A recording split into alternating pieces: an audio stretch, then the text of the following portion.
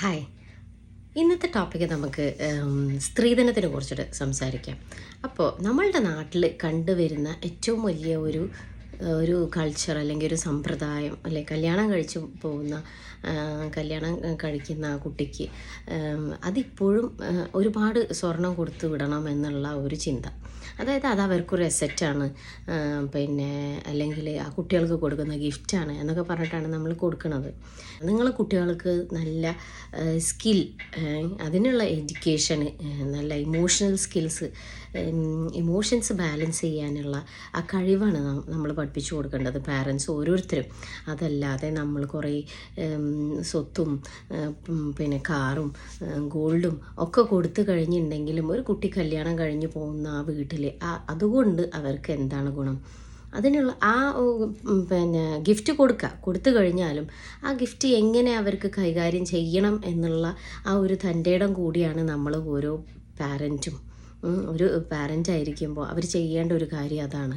അതുകൊണ്ട് അത് ചെയ്യാത്തത് കൊണ്ടാണ് ഇത്രയും സ്വത്തും സമ്പത്തും ഒക്കെ ആയിട്ട് കല്യാണം കഴിഞ്ഞ് പോകുന്ന ഓരോ കുട്ടിയും, ആ കുട്ടി കല്യാണം കഴിഞ്ഞ് പോയ വീട്ടിൽ ഡൊമസ്റ്റിക് വയലൻസ്, അതായത് പിന്നെ ആ വീട്ടിലുള്ള ആൾക്കാരുടെ ഉപദ്രവങ്ങൾ സഹിക്കുന്നതും, ഹസ്ബൻഡിൻ്റെ ഉപദ്രവങ്ങൾ സഹിക്കുന്നതും, എന്നിട്ട് പിന്നെ അത് ആത്മഹത്യയിൽ കൊണ്ടെത്തിക്കുന്നതും ഒക്കെ അതുകൊണ്ടാണ്.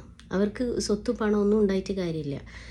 പക്ഷേ ആ ഒരു ഇമോഷൻസ് എങ്ങനെ ബാലൻസ് ചെയ്യണം, എങ്ങനെ അത് വിത്ത്സ്റ്റാൻഡ് ചെയ്യണം, ഓരോ സമയത്തും ജീവിതത്തിൽ വളരെ ലാളനയോട് കൂടിയിട്ടാണ് ഓരോ കുട്ടിയും വളരുന്നത് അല്ലേ. പാരൻസിൻ്റെ അടുത്തെന്ന് പറയുമ്പോൾ അവരെ ഒരു ബുദ്ധിമുട്ടും അവരെ ഏൽപ്പിക്കുന്നില്ല. അവർ പറയുന്ന കാര്യങ്ങളൊക്കെ ചെയ്തു കൊടുത്ത്, ചിലപ്പോൾ പാരൻസ് ആയിരിക്കും ഒരുപാട് സ്ട്രഗിളിൽ കൂടി കടന്നു പോകുന്ന ആൾക്കാർ, എന്നാലും അത് കുട്ടികൾ പലപ്പോഴും അറിയാറില്ല.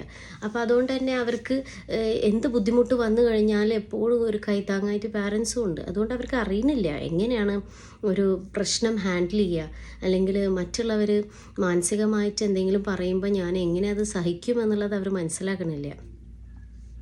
അപ്പോൾ പെട്ടെന്ന് അവരുടെ എൻവയോൺമെൻറ്റൊക്കെ ചേഞ്ച് ചെയ്യുമ്പോൾ ഇത്തരം അനുഭവങ്ങൾ സ്വന്തം പ്രിയപ്പെട്ടതാണ്, ഇതാണ് എൻ്റെ ജീവിതം എന്നുള്ളത് മനസ്സിൽ തീരുമാനിച്ചിട്ടാണ് അവർ വേറൊരു വീട്ടിൽ പോണത്. അപ്പോൾ അത്തരം ഒരു സന്ദർഭത്തിൽ അത്തരം ആൾക്കാരുടെ അടുത്ത് നിന്ന് അത്തരം ബുദ്ധിമുട്ടുകൾ സഹിക്കുമ്പോൾ അവർ വിചാരിക്കുക മതി, ഇത് എൻ്റെ ജീവിതം അവസാനിപ്പിക്കുക, അല്ലെങ്കിൽ ഇനി എനിക്ക് ഇതിൽ നിന്നൊരു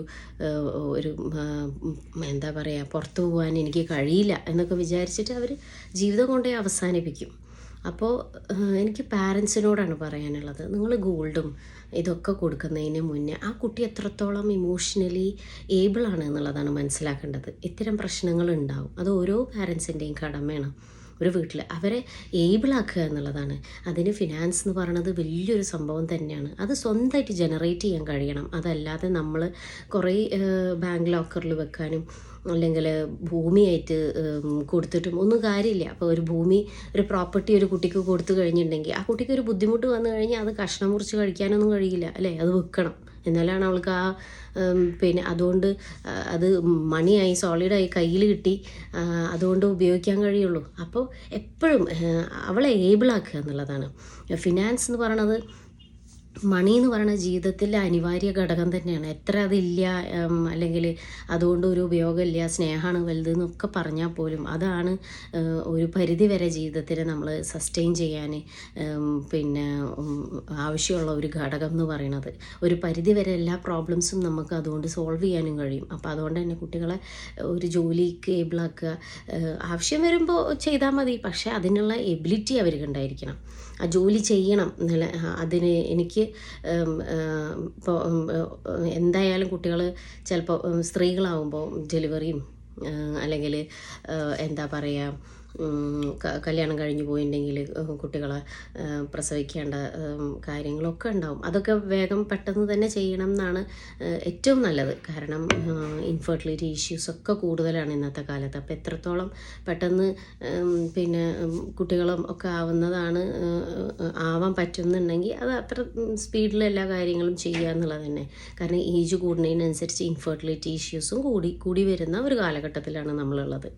അപ്പോൾ അത്രയൊക്കെ സന്ദർഭത്തിൽ നമുക്ക് ജോലി എന്നുള്ള കാര്യങ്ങൾ ചിലപ്പോൾ മാറ്റി വെക്കേണ്ടി വരും. എന്നാലും ഒരു ആവശ്യം വരുമ്പോൾ എനിക്ക് ജോലി ചെയ്യാൻ കഴിയും, ഞാനതിന് ഏബിളാണ്, എനിക്ക് പൈസ സ്വയം ജനറേറ്റ് ചെയ്യാൻ കഴിയും, അല്ലെങ്കിൽ അതിന് എന്തൊക്കെ വഴികളുണ്ടെന്ന് അപ്പോൾ അത് മനസ്സിലാക്കി കൊടുക്കുക എന്നുള്ളതാണ്. ഒരാളെ ഡിപ്പെൻഡ് ചെയ്യാതെ മറ്റുള്ളവർക്കും വേണ്ടിയിട്ട് എപ്പോഴും ഇമോഷണലി അറ്റാച്ച്ഡ് ആവാതിരിക്കുക, അല്ലെങ്കിൽ ഫിനാൻഷ്യലി അറ്റാച്ച്ഡ് ആവാതിരിക്കുക. സ്വന്തം കാര്യങ്ങൾ സ്വന്തം കാലിൽ നിന്ന് തന്നെ ചെയ്യാൻ പറ്റും എന്നുള്ളൊരു വിശ്വാസം അവരിൽ ഉണ്ടാക്കിയെടുക്കുക എന്നുള്ളതാണ് ഓരോ പാരൻസും കല്യാണം കഴിയുന്ന സമയത്ത് കുട്ടികളിൽ ചെയ്യേണ്ട അനിവാര്യമായ ഒരു കാര്യം എന്ന് പറയുന്നത്.